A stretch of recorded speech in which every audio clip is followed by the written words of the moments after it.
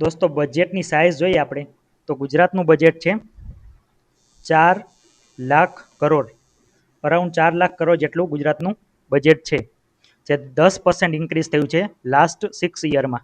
એટલે 2021-22ની કમ્પેરિઝનમાં 2026-23નું બજેટ આપણે જોઈએ તો 4,00,000 કરોડ એટલે 10% ઇન્ક્રીઝ થયું છે.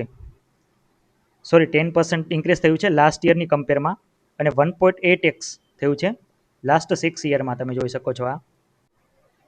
હવે ટોટલ એક્સપેન્ડિચર જોઈ લઈએ કે એક્સપેન્ડિચરમાં તમે જોઈ શકો છો કે રેવન્યુ એક્સપેન્ડિચર છે ગવર્મેન્ટનું એ વધારે છે અને કેપિટલ એક્સપેન્ડિચર ઓછું છે.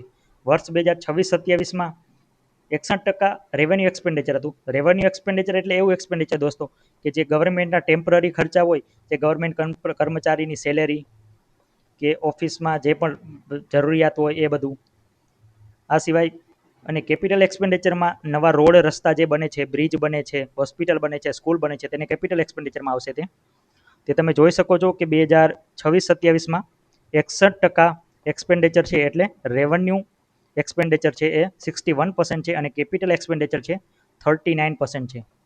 દોસ્તો તમે આ સ્ટેટમેન્ટ આમાંથી એક બની શકે છે કે ગુજરાત ગવર્મેન્ટનું રેવન્યુ એક્સપેન્ડિચર છે એ કેપિટલ એક્સપેન્ડિચર કરતાં વધારે છે છેલ્લા લાસ્ટ 5 યરમાં. તો તમે જોઈ શકો છો કે કન્સિસ્ટન્ટલી એ વધારે જ છે.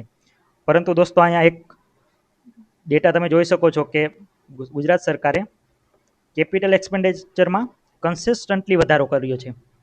આ તમે જોઈ શકો છો લાસ્ટ 5 યરમાં 2023-24થી 24, 30, 33, 35, 39, તો કન્સિસ્ટન્ટલી વધારો થયો છે કેપિટલ એક્સપેન્ડિચરમાં.